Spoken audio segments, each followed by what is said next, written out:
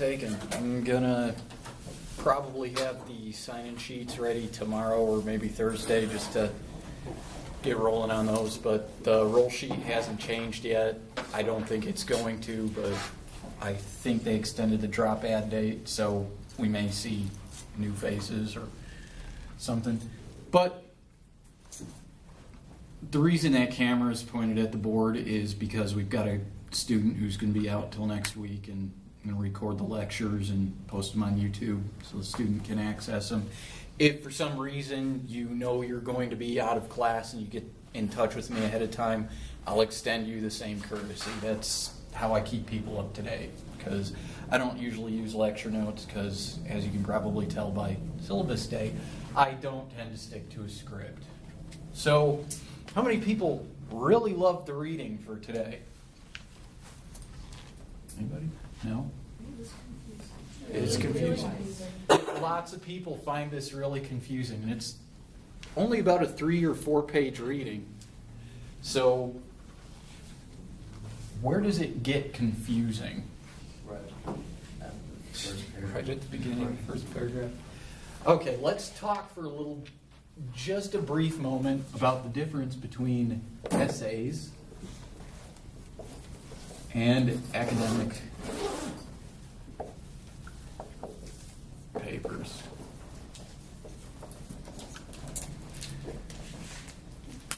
Okay, first major handicap that I deal with is that I can't talk and write on the board at the same time, or I start writing what I'm saying. So if I trail off in the middle of writing, it's because I'm completely uncoordinated. What's an essay? Did your teachers ever give you a firm definition of essay, or did they just use paper and essay and anything else kind of interchangeably?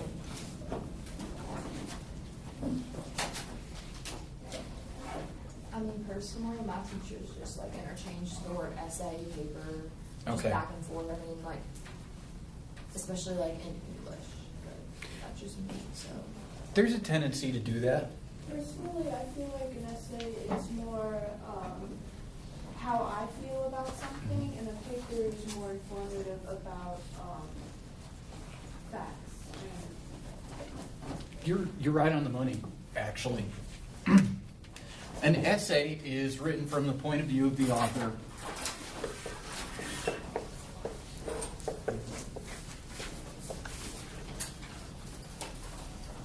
And the author is allowed to use personal pronouns.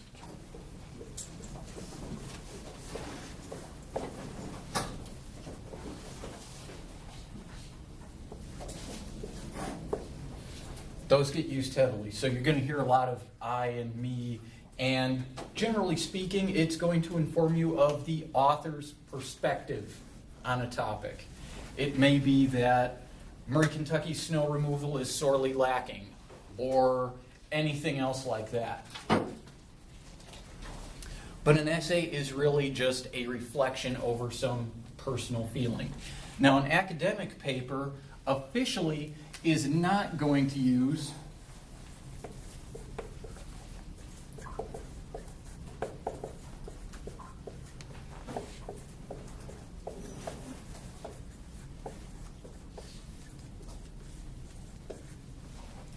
personal pronouns. They are discouraged in most academic writing, but we're starting to come around on that because it gets really awkward to have to use one.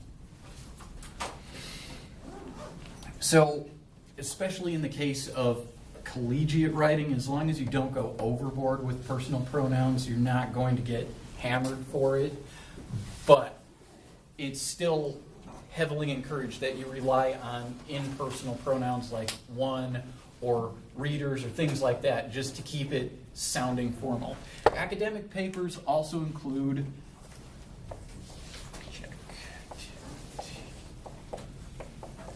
objectivity. The primary goal of an academic paper, like you were saying, is to inform. An essay is going to attempt to sway somebody's opinion or express the author's own opinion, but an academic paper is just going to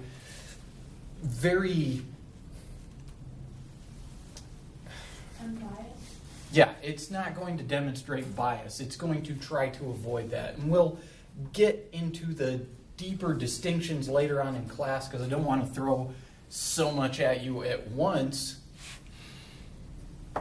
But the goal is objectivity, informing somebody about something and letting them form their own opinion based on the evidence provided. Is it possible to be biased and sway people artificially in academic papers? How? You can make the facts or the statistics appear to be more positive towards your opinion. Yes, absolutely. You can absolutely massage your data. Anything else that you can do to sway people's opinion when you're supposed to be objective? Yes, sir. Just leave out the facts that don't agree with your... Absolutely. Leave out the contradictory facts. Anything else you can do? State negative facts about the other side. Yeah, you can engage in ad hominem attacks. I mean, now we're getting into the logical fallacies, which we'll be talking about later on. But there are a lot of ways to demonstrate bias, to artificially sway your audience. You can even use editorial language. Instead of using neutral language, you can use really sneaky terms. You can use phrases like the innocent animals instead of just stating the animals. Animals aren't really capable of engaging in evil or good acts. They just do what animals do, generally speaking. But when you throw in loaded language like that, you're editorializing, and you're also creating this sort of emotional reaction on your reader's part that engages them in a certain way. And you can use it for good, you can use it for bad. But what we're working with right now is an essay. Anybody remember the name of the person who wrote it? We'll start from there.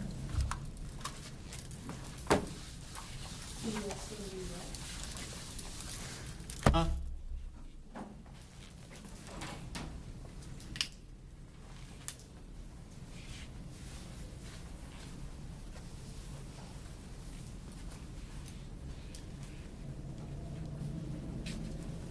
Okay, the author's name is P.J. O'Rourke, and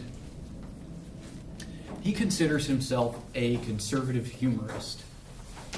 Some people may consider him conservative, some people may consider him a humorist. Some people may not consider him either of those things.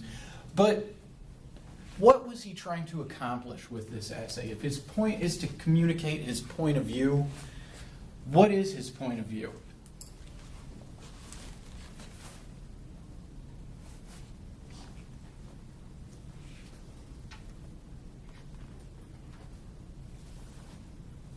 Yes, ma'am? That we only listen to our own point of view. Okay, we have a tendency to seek out media that sort of underscores or reinforces attitudes or opinions that we already have. Is this a pretty fair observation on his point? Did anybody feel like they were being called out?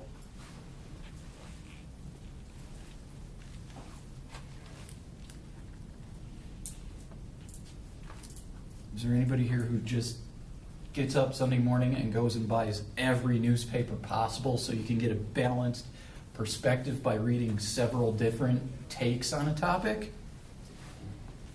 No. Just generally stick to the one that says what you want to hear. It could just be Sports Illustrated. It could just be ESPN. You could be a CNN person. You could be a Fox person. You could be an NPR person. You could be an AM radio person. There's nothing wrong with seeking out whatever you want. It's probably one of the most fundamental rights that's not spelled out in the Bill of Rights is you can go look for whatever you want to hear. That's totally okay. But O'Rourke seems to have a problem with that. What's the problem with doing that? You don't see others' opinions. Yeah, you don't really engage other people's opinions. And how is it possible to grow if you don't challenge yourself? Does he give any perspective on that? Do people like being challenged? No. I mean, if they did, you guys would all be out running Tough Mudders right now instead of sitting in English 105 in the balmy comfort of 65-degree air in this classroom. Cozy. So people don't like being challenged. They don't like being made to think. So why did he even decide that he had to write this essay and call out all the people for doing something that's totally within their rights, totally a normal thing to do?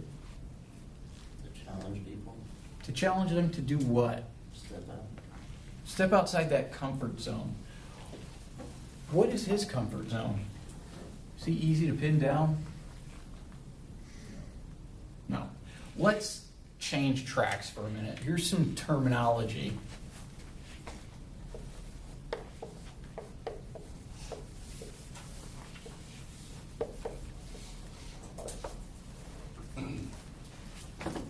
Who are we? Audience. We're audience. How do we know that? Depends on who's speaking. Every time somebody else in this classroom says something, the audience changes. Right now I'm talking, mainly because I'm getting paid for it, but if I ask a question, somebody else will talk, I become an audience member. It's kind of neat. You too could have an audience, all you have to do is say something. What's the responsibility of an audience?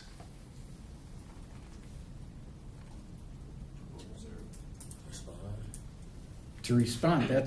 That's nice. It means that tomorrow I won't wake up and have to drink ginger lemon tea. When the audience responds, what is the audience supposed to be doing? Asking questions. He said it using a declarative statement. What questions should be asked?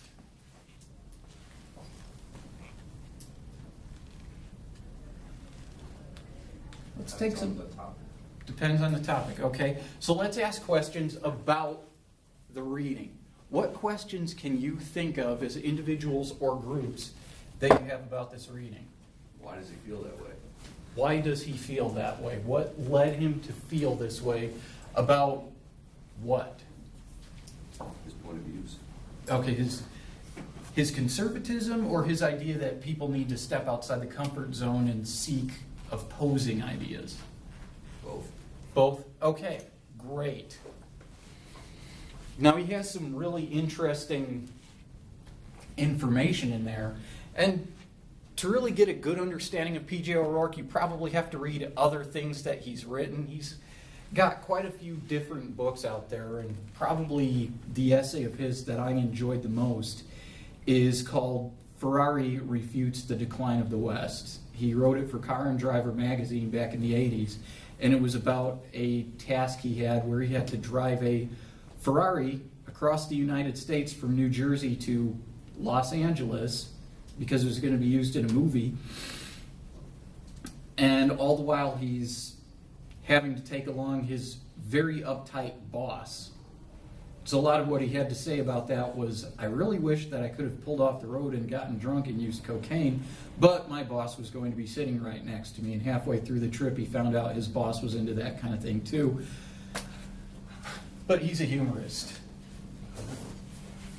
What do we expect from humorists? To laugh. They should make us laugh. They should maybe entertain us a bit. What other questions can we ask about this stuff?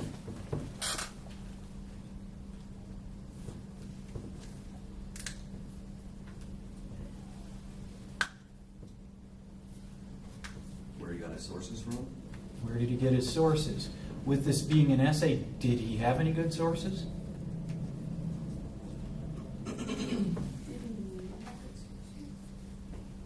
Good question. It's opinion-based. So are these observations universal? Can you look at the people in this classroom and make the same or similar observations as he did? Even if you were to observe the people in this classroom, would those still be accurate? We would need a huge cross-section. I mean, his assumptions may be right, his assumptions may be totally incorrect. But this is the kind of active reading that I was talking about.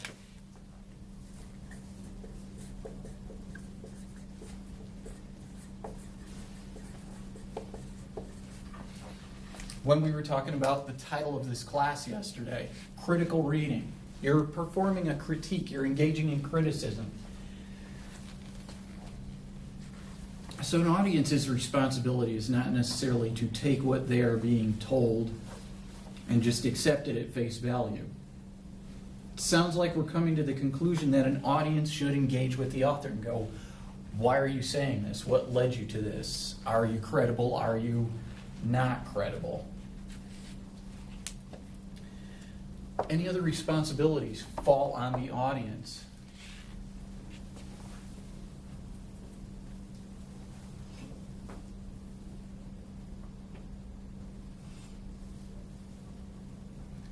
Well, let's talk about the responsibilities of an author. This is going to turn into a little bit of a chicken-egg conversation, but what is more important in this equation?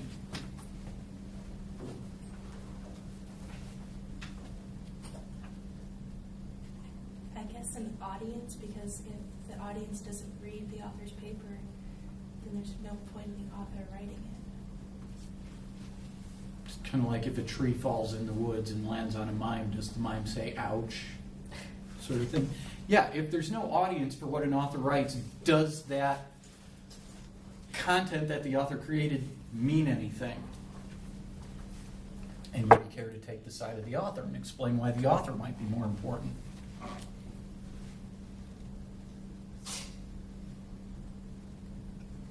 Ashley? Well, even if there is no audience, the author could always be his own audience in a sort of way. Okay.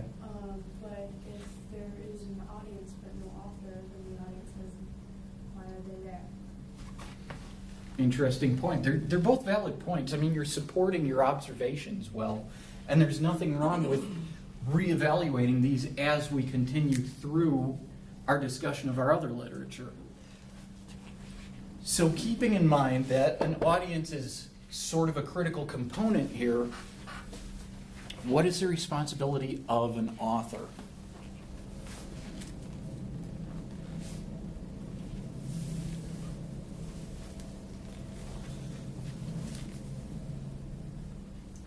Depends what point he's trying to get across. I mean, Okay, so we can establish some dependencies, sure.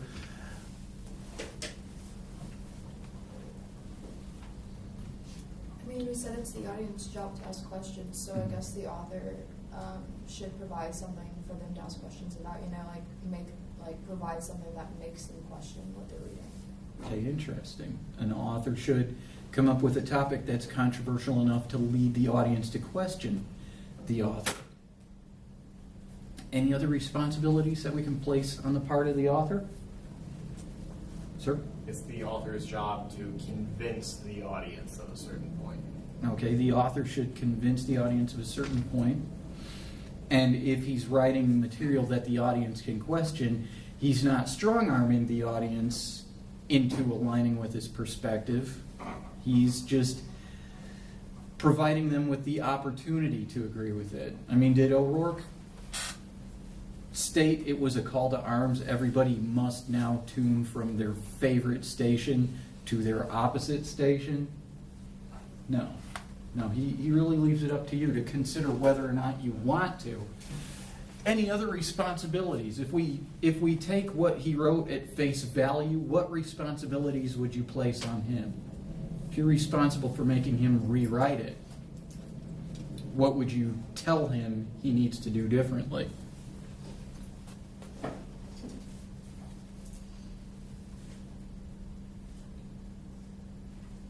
Maybe arrange the essay to where it's not as confusing for the audience. Okay, so clarity is another important responsibility of an author. Argument needs to be organized and established clearly. What problem does it create if he doesn't have a clear, convincing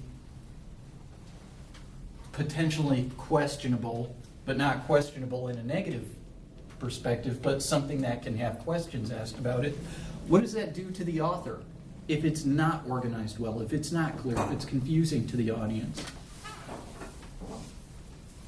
It's kind of stuff that the audience will respond because they don't understand. And if there's no response, it really starts to seem like whatever the author has created is unsuccessful.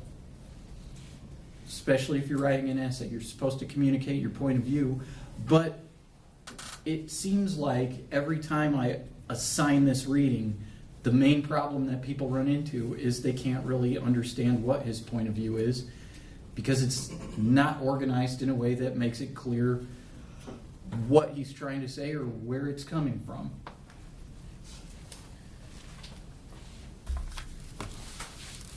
We're going to do a group thing really quickly because one of the biggest responsibilities that falls on an author is establishing authority. The word author is right there in that word. Where does authority come from?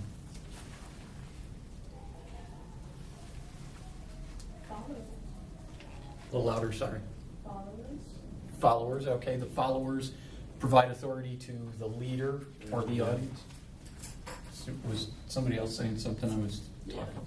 I mean, whoever gives the authority, and I don't know, it's like Well, this is something to discuss. What I want you guys to do for, 5-10 minutes or so, dig into the reading. Everybody's got it either printed out or available on their phone. What I want you to do is find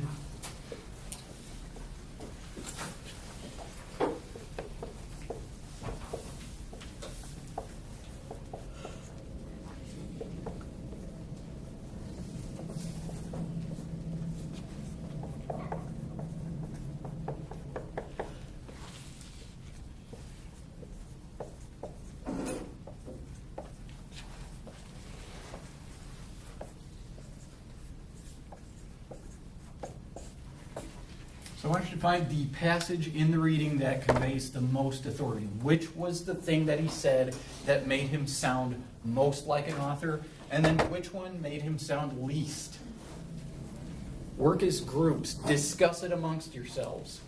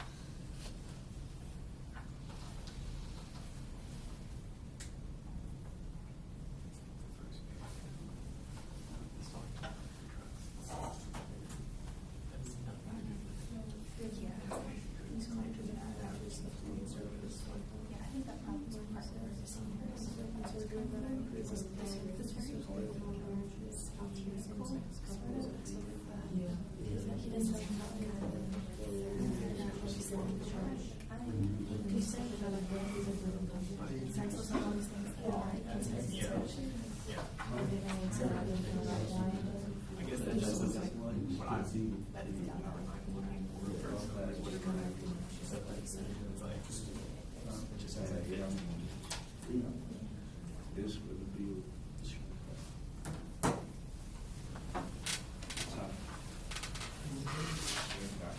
Also, it doesn't help that he just lists all these people and all these books, but it doesn't really explain any of them or who they are.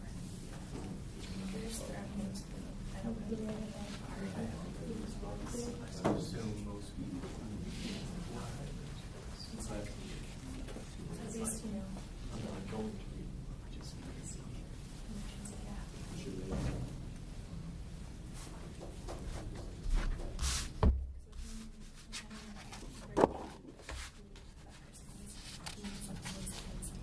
Professor.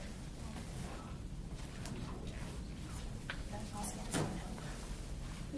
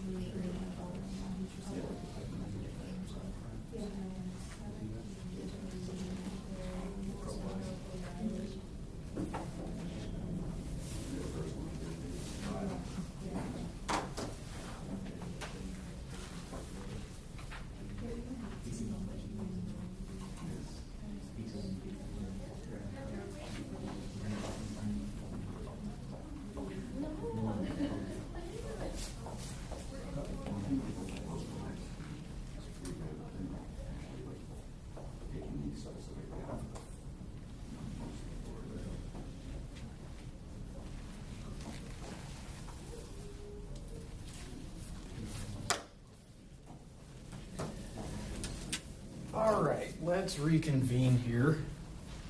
Is there anybody who just out of the gate found something that sounded real authoritative in this essay?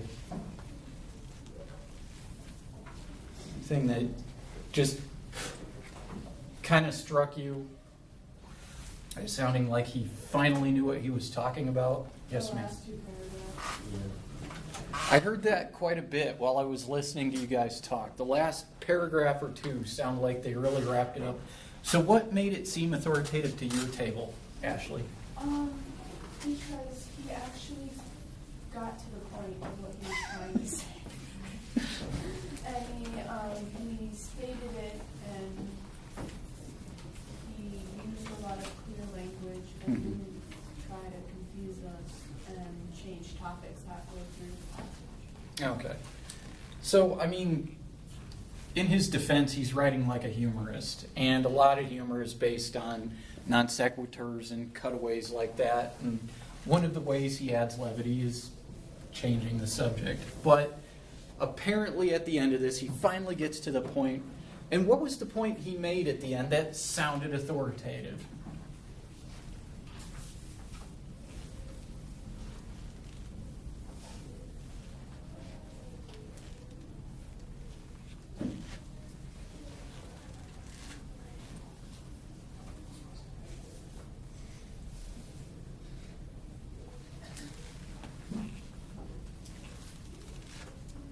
Anybody want to jump on this one? He said like convincing others is like now like basically impossible. Okay. It's like arguments like with the brick wall. Okay. Challenging people's established ideologies is very challenging because everywhere we go, we have this reinforcement of our own points of view. You know, you can go to a lecture where the teacher will say expresses an extremely conservative viewpoint that may potentially be very correct in the context in which it's presented. But you can go straight to your car and drive home and listen to nothing but NPR all the way home and be comforted in hearing somebody who reinforces the perspective you have. Or you could go to a class where the professor is one of those self-avowed socialists, wants to tell you that capitalism is a failed form of social interaction, and that everybody needs to move to a commune, and live up, and then get in your car and tune into any AM radio talk station where the survivalists are saying, buy gold, buy my survival kit, buy my self-branded vitamin pills. And it's really impossible to fight that wall of information. And this is the real point he's trying to drag out. It's fun to argue. It's fun to be challenged. It's not fun to not be challenged. It's like if the game Connect 4 were changed to Connect 1. Whoever's turn it is to put the checker in first wins. Wow. You know, I used to participate in Big Brothers Big Sisters, and I remember the first time a 6-year-old beat me at the game Hi-Ho Cheerio. I could not figure out the mechanics of that game at all. But it was still fun because it was a challenge for me. I thought, well, this is a game, and on the box it says for ages 5 to 8. I was maybe 16 at the time, so I should have been twice as good as anybody else playing that game, and I found out right away I was not. And what he's really offering is the perspective that if you challenge yourself, you may grow. But if you don't want to be challenged, you don't have to be challenged. So what did he say in this? And you have to pick a specific passage. No copping out and saying the entire rest of the essay was not authoritative, because that's just Bush League. So what part of it diminished his credibility the most? I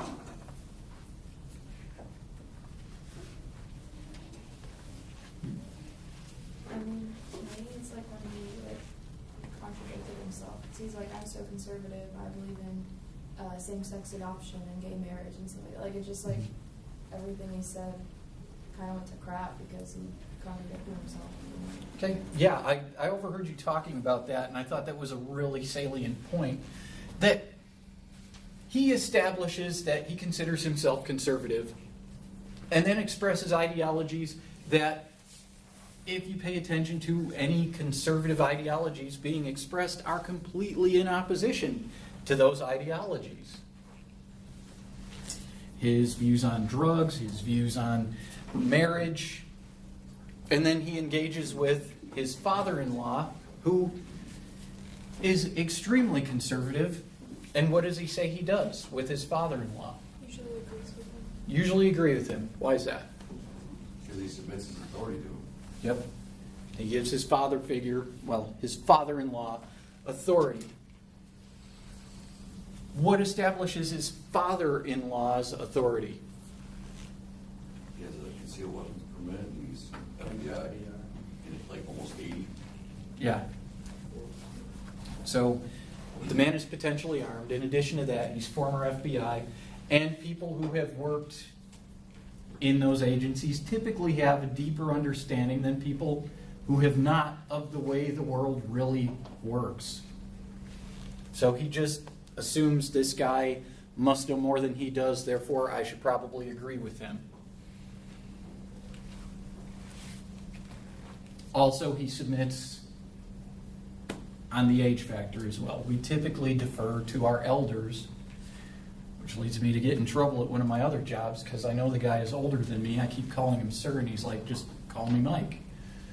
I'd like to, but I just can't. It's reflexive. I'm going to call you sir till you punch me in the mouth. And then I'll call you sure.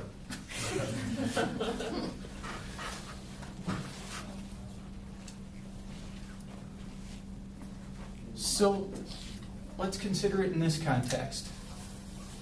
Do I have authority? Why? How do you know? Please tell me.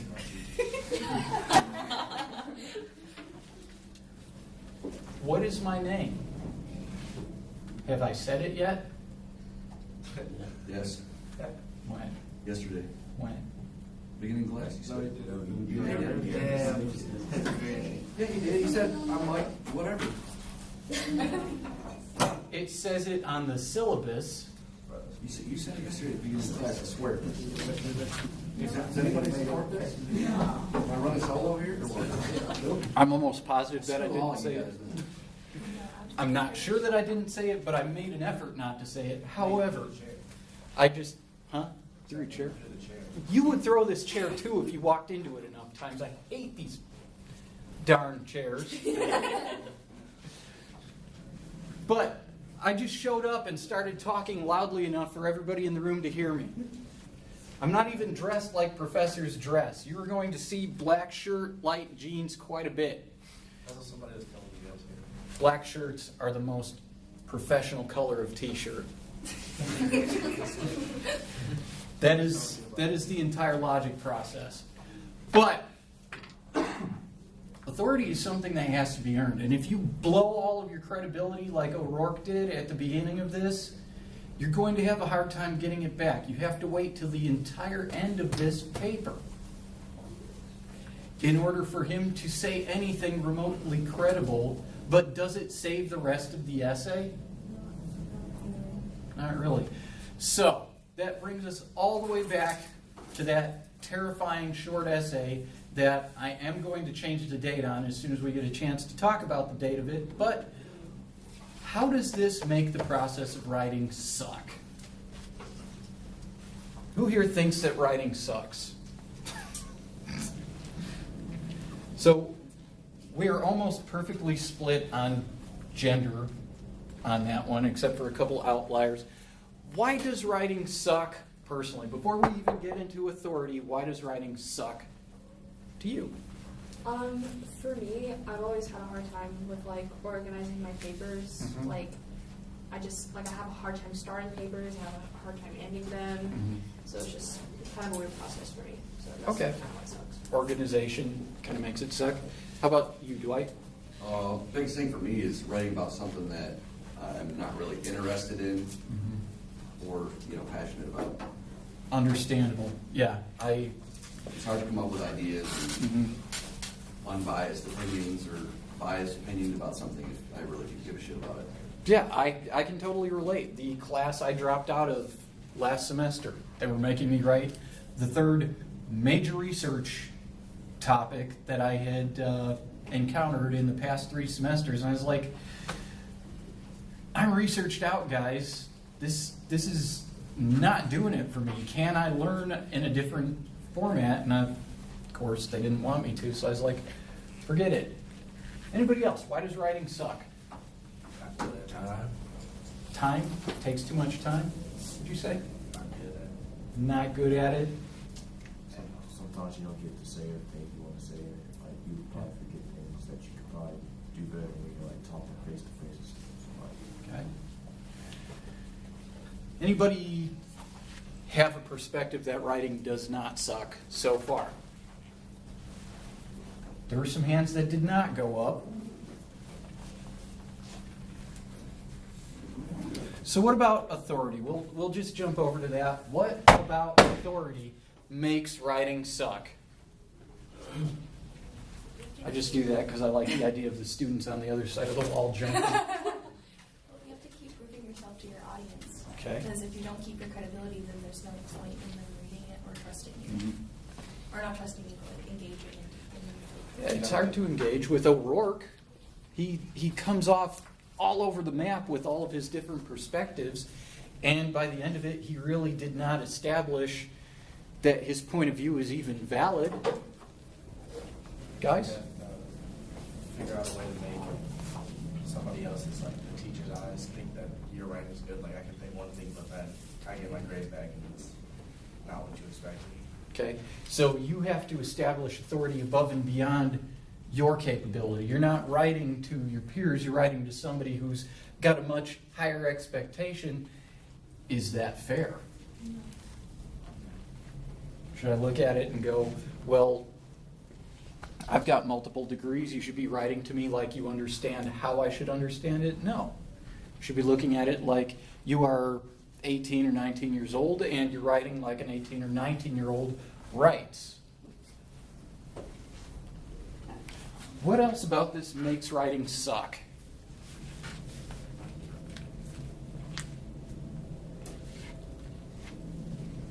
Anything else about establishing authority, establishing credibility? It's gotta apply to the audience you're targeting. Yeah, you have definitely got to engage your audience in a way that is relevant to them. Did this essay seem relevant to you? No. Why not? Anything. Didn't talk about anything you were interested in? Anybody else? He kept mentioning people in books that there's no, like, he didn't explain what they were, he didn't explain who they were, he just threw them out there, expected us to already know them. Okay. And I can assure you that I'm pretty sure no one in here really knew them, unless you, like, looked them up. Probably not. Anything else that he did that was a major slip? Just made this completely irrelevant as a topic. The word choice. Okay. He chose a lot of words that were really long, and even when I looked them up, I still didn't fully understand how he was trying to use them. The context of it. Yeah, the context. Okay. All right. Well, I didn't pick this reading to torture you. I didn't pick this reading to try and convert you. I didn't pick it for any other reason than it's a nice way of establishing a baseline for reading that's kind of hard to engage with. For tomorrow, if you haven't already, you're going to take on the allegory of the cave. It's by Plato. It's about 3,000 years old. We're going to talk about it in a little bit different context, but by and large, it's going to be saying a lot of the same things. What's going to be interesting is how after 3,000 years, we really haven't changed the idea that we need to adjust perspective in order to grow. But what Plato has to say is a little bit different. So last thing I want to ask is, what would be a good due date for essay number 1? Got it set for the 25th, but what works for you guys? Well, What day is the 20th? How far back would you be willing to push it? So that'd be, what, Thursday? You guys got to tell me what you want it to be. I'll work with you. Let's talk about this. yeah, how long is it? 2 full pages, double spaced. No research. Monday or Tuesday would be great. Yeah, that would really be great. Would you say? That's what I was thinking. Next Tuesday? Okay. Next Tuesday would be good. All right. Today. Okay. All right, due date's going to be the 30th on that one then. Is that Tuesday then? Yeah, next Tuesday.